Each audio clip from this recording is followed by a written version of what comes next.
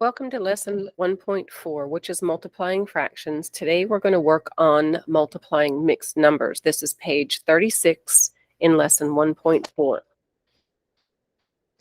So on this page, you will find the example that says there's a canvas that Morgan is using for her painting, and it's shaped like a rectangle. And it says that the area is 1 3/4 yards long and 1 1/2 yards tall. This is an area formula. So if you remember way back whenever you were in 3rd grade and you learned the first time the formula to find area, it was of a rectangle. And your formula was area equals either base times height or length times width. It doesn't make a difference. So we're going to do length times width. And I'll go ahead and write this just in case you've seen it base times height. And what we're going to do now is we're going to substitute for the variable of length for the measurement given in our word problem and the variable W for the measurement given in our word problem.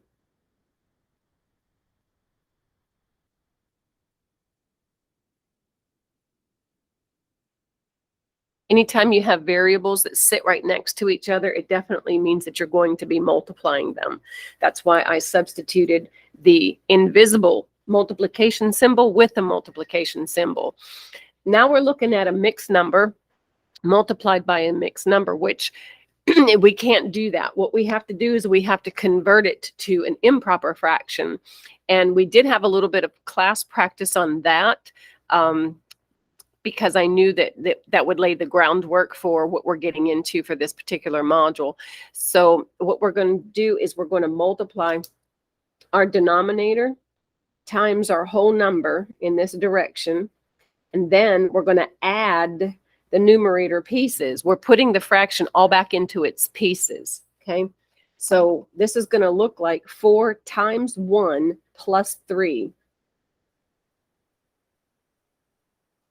Okay, and then when you multiply that out, you'll find out that it's 7 pieces when it takes 4 pieces to make a whole. So we could go back to that fraction thinking. And we're going to do the same thing with 1 1/2. 2 times 1 plus that extra piece, that turns out to be 3 pieces when it takes 2 pieces to make a whole. So at this point, I look to see if I have any cross reduction. And I don't. There's no greatest common factor between 4 and 3 outside of 1. There's no greatest common factor between 2 and 7 outside of 1. And if you divide by 1, you get the same number. So there's no point. So we multiply across the top and across the bottom. And we get 21 pieces when it takes 8 pieces to make a whole.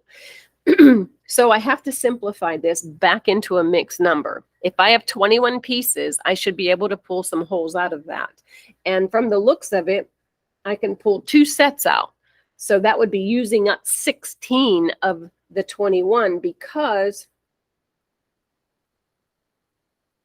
2 sets of 8 is definitely 16 pieces. So then I'm going to look at using up that 16 out of the 21, which will give me 5 pieces left over when it takes 8 to make a whole.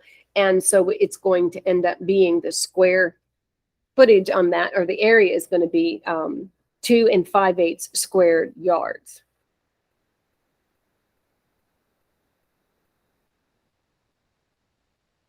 Okay, there is a check on this page.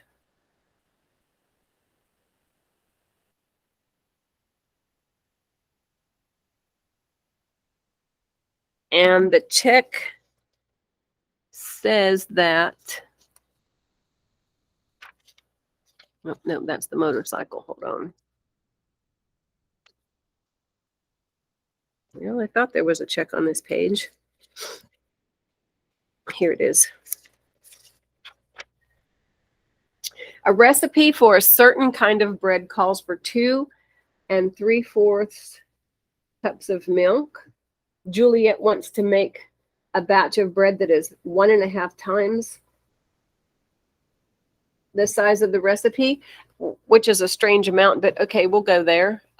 This is just multiplying 2 mixed numbers together, and that's why I identified them.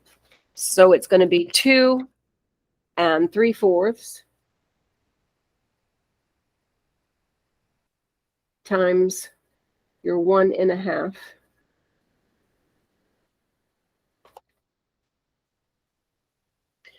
Once again, I can't multiply mixed numbers, so I have to do bottom up.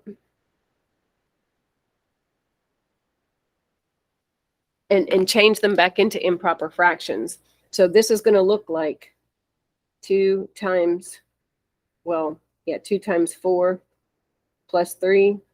And this one here is going to be 2 times 1 plus 1. And that should get me my new numerators.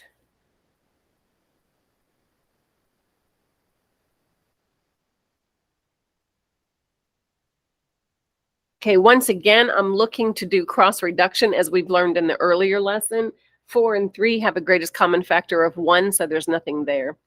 11 and 2, the greatest common factor is 1 again, so there's nothing there. So now we're looking at 33/8.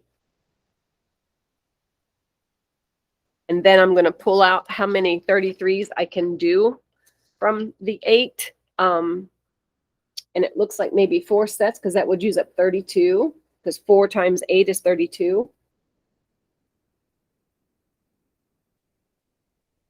So if 4 sets of 8 uses up 32 of the 33 that's available, that means I have 1 remaining when it takes 8 pieces to make a whole. So she's going to need 4 1/8 cups of flour.